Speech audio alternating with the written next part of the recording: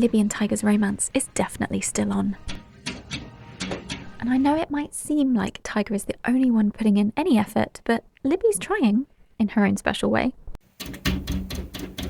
However, there has been some tension, because Libby just can't resist annoying him. Yes? You coming? In case you didn't know this, Libby's favourite form of flirtation is intimidation. Oh, Tiger. Come on. I love seeing how cautious he gets around her.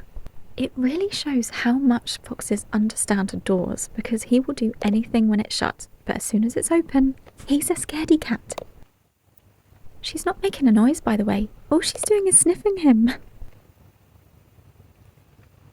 Come on, Tiger. You can do this. Finally! I thought he'd never pick that up. I think he was so intimidated he forgot how to use his teeth. What was that about? Oh, I have a theory. I think he's scared about what his girlfriend Boo Boo is going to say when she finds out what he was doing.